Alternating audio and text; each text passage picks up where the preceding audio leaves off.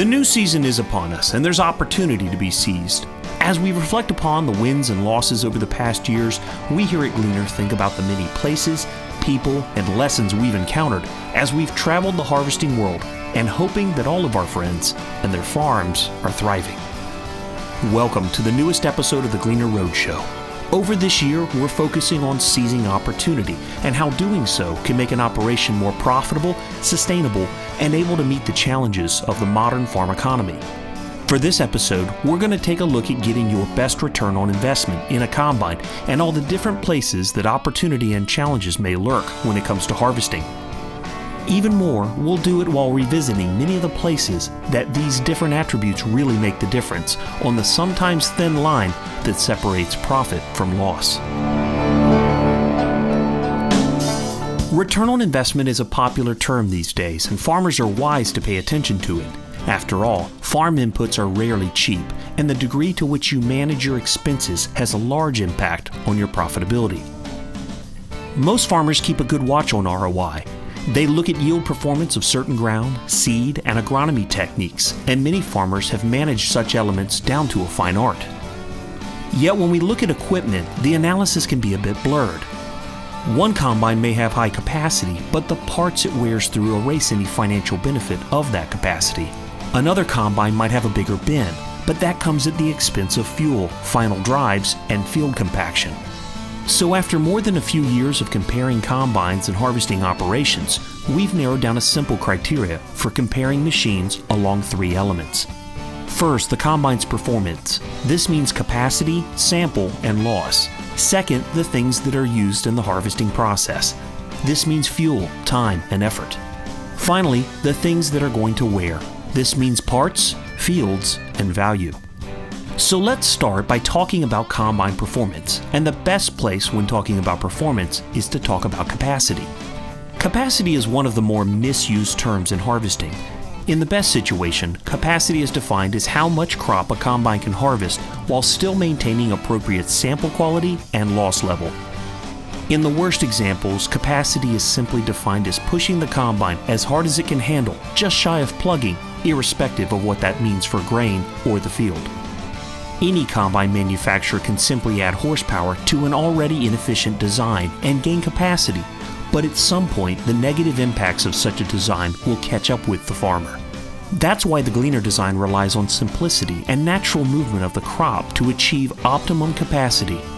Rather than redirecting crop, the Gleaner design feeds smoothly and directly from the feeder house to the rotor without compressing, twisting, or shearing crop material.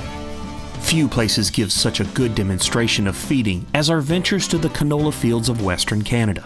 Both swathed and straight-cut crops have limited windows to be brought in before it rains, so the crop is a great test of feeding performance. Too much goes into growing a crop to simply throw it out the back of the combine while harvesting. Because of the way some combines are designed, they have a tendency to lose crop in several ways.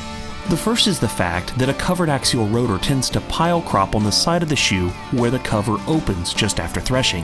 Second, because crop falls from the axial rotor over a relatively wide area, it can be challenging to set the air to keep the sample clean without losing some late separating crop out the back.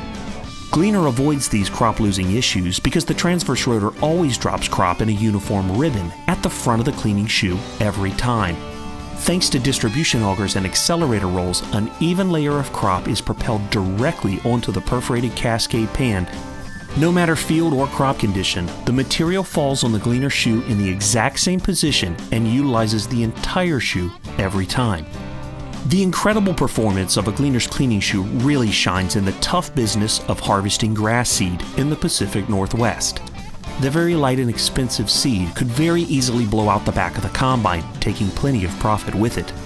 Luckily, the Gleaner's cleaning system delivers a superior sample while keeping the profit in the bin where it belongs. No matter what crop you grow, you hate to see the resulting product full of debris and damage, and you hate getting less than top dollar for what you've produced. Grain damage and excess mog tend to come from two different places. Grain damage often occurs when crop is sheared as it enters the feeding cone or auger, or as crop remains inside a covered rotor and is repeatedly impacted by the rotor. Excess smog tends to occur where the same shearing process breaks up crop material into small chunks that end up in the sample. At the same time, poor feeding, overthreshing, and the challenges of inconsistent crop position on the cleaning shoe let pods, white caps, and debris end up in the bin. A gleaner preserves crop quality by letting grain exit the rotor as soon as it is threshed and separated. A gleaner's direct and natural flow feeding system means crop gets broken up less and therefore is less likely to end up in your sample. But perhaps the most crucial element to delivering Gleaner's superior sample is the accelerator rolls. These rolls propel grain through the primary air blast before the grain even touches the shoe. This pre-cleaning occurs in mid-air and is gravity independent, allowing the same high performance even on slopes up to 23%. One of the many places where grain damage and dirty samples are not an option is the seed bean business, and we've seen it up close in the fields of eastern Kansas. Every split, crack, and damaged seed coat is a bean these growers cannot sell for seed, so the pressure is on for a pristine harvest. All combines require fuel, parts, and your time and attention, but how much of these elements are required can vary widely. The largest single input on your combine, and pretty much most powered farm equipment, is the fuel to produce the horsepower. But the bigger question is, when it comes to harvesting, what exactly is the horsepower being used for? And it's a good question for a simple reason. The more things it takes for a combine to do its job, the more fuel it takes to do those things. For example, most non-gleaner combines have some sort of feeding beater inlet or cone. Not only does it take power to turn a feed beater, the whole process of shifting a crop from moving inwards towards the rotor to instead moving horizontally takes added effort as well. The same goes for rotor size.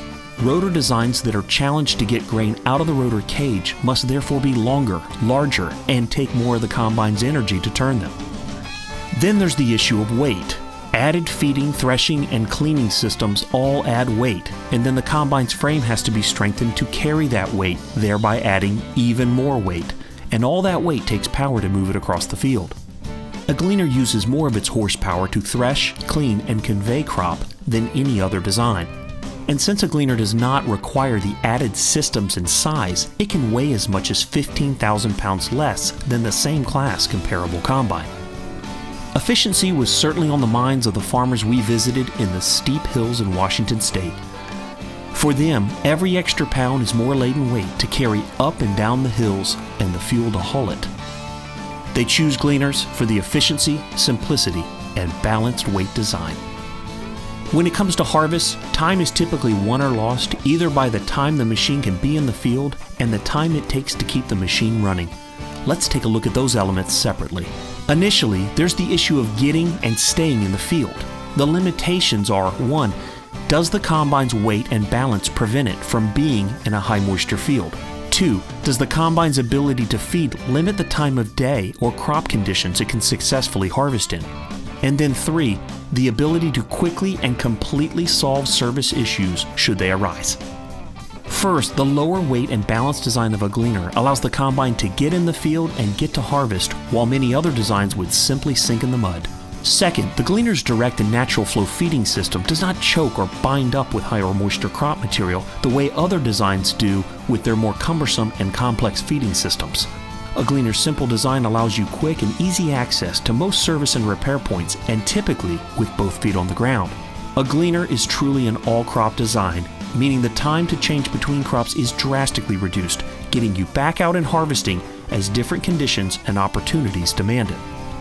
Finally, there's the question of saving money, and a gleaner delivers on 2 important key points.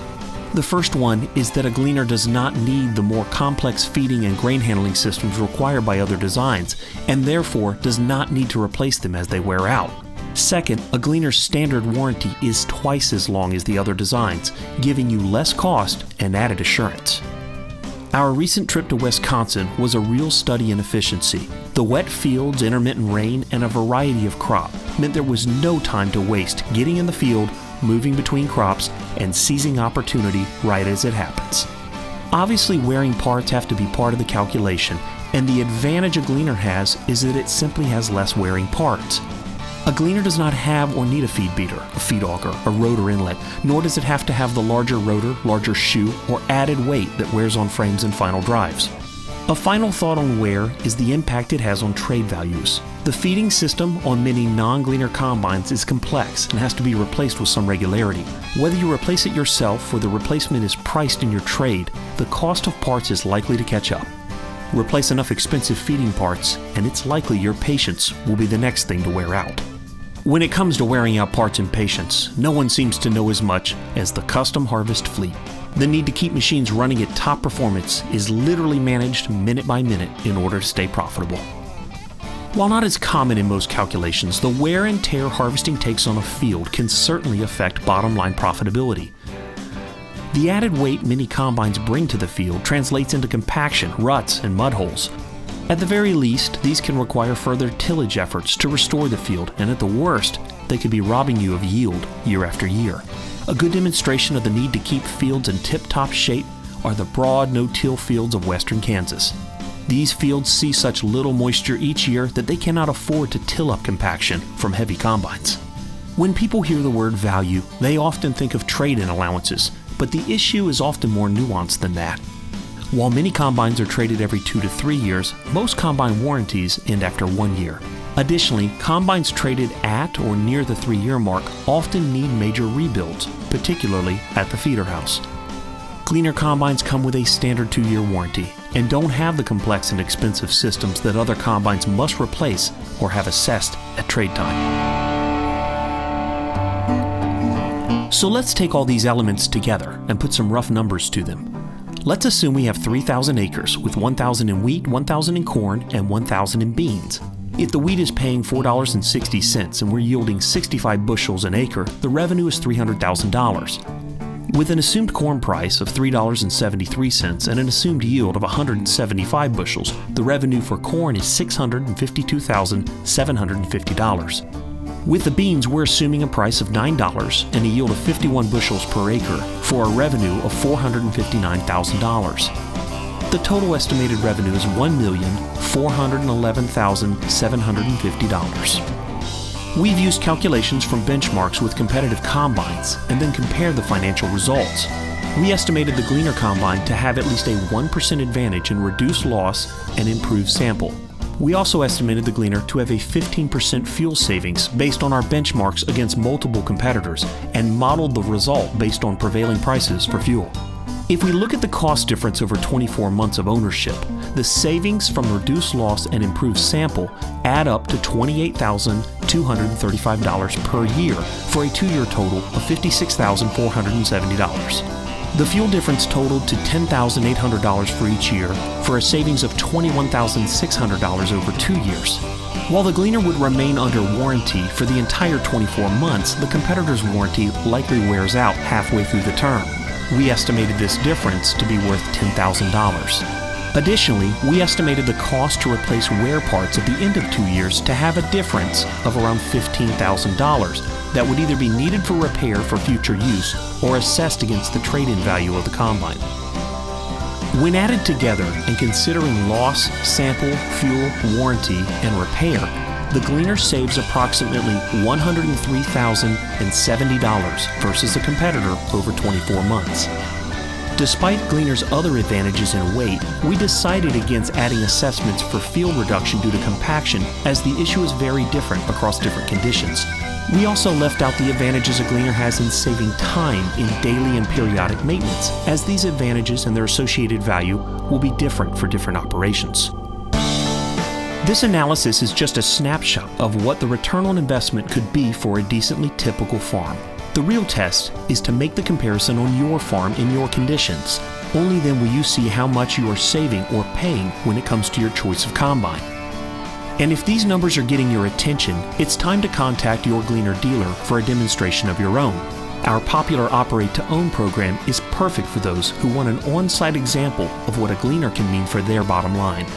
The program also features great purchase incentives because we're confident that once you run a Gleaner for yourself, it'll be clear how the savings add up. We hope your season is off to a great start, and we hope to see you at the many shows and events we'll be at this year. We also want to offer our heartfelt sympathies to our friends who have endured the terrible flooding this year, and it's our wish that you find restoration and peace as fully and quickly as possible. We hope to see you on the many roads we'll travel on this year's Gleaner Roadshow. Until then, our very best to you, Great Silver Fleet, and for the season ahead, may it bring you bounty and blessing from your friends here at Gleaner.